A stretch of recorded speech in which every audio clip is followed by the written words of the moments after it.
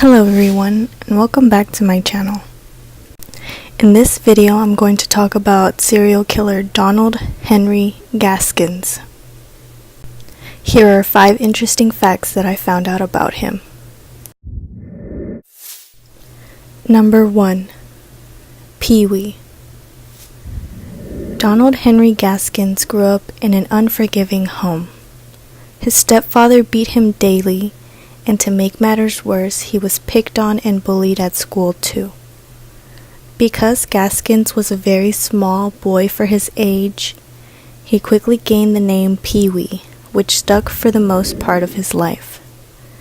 The horrible part about this is that his own mother didn't even care about him.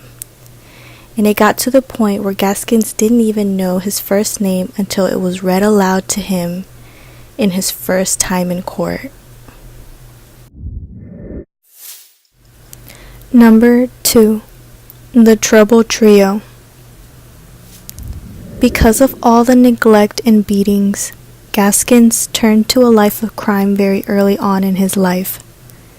He started hanging out with 2 other boys, Danny Smith and Henry Marsh, and they all became good friends. Eventually, they started to call themselves the Trouble Trio and would commit petty theft at first. They began escalating their crimes from petty theft and peeping to stealing from homes and gang raping. After they gang raped Henry Marsh's little sister, she told her parents and they all received severe beatings for their actions. But Gaskins was unfazed. Both his friends moved away soon after, and he was left to steal on his own.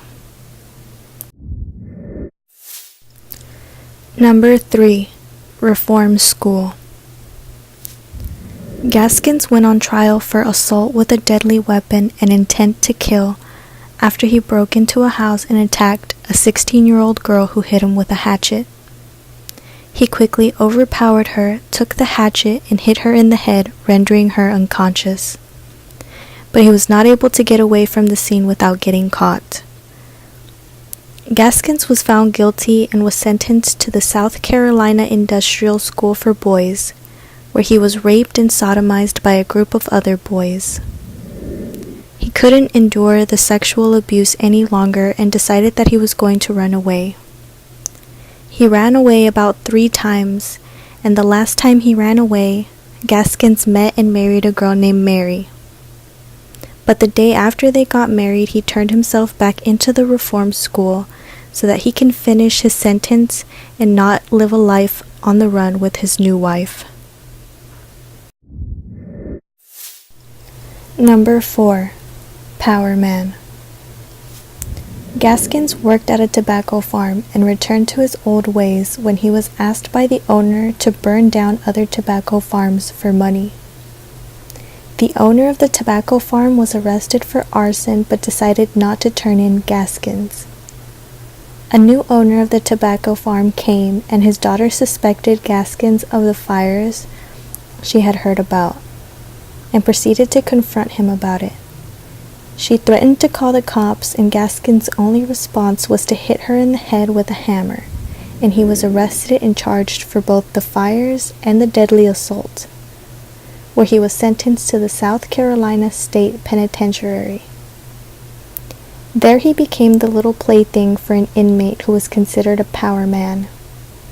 Gaskins grew sick of being raped and beaten that he decided he was going to make himself into a power man by killing the most powerful inmate. He succeeded in killing the inmate and received solitary confinement for a couple of months. After he got out, he was considered a power man by all of the inmates. Number 5. The Cemetery. Authorities grew suspicious of other crimes after Gaskins was caught harboring a minor in his home. Police started to realize that whenever Gaskins was not in jail, people would disappear. And when he was locked up, things seemed normal.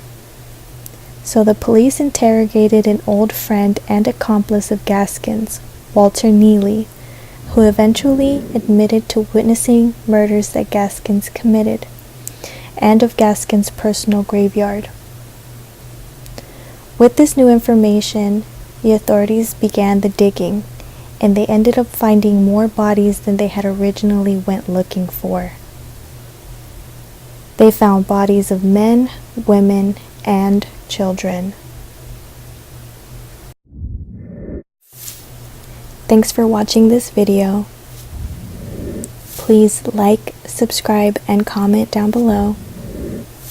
And be sure to follow me on Twitter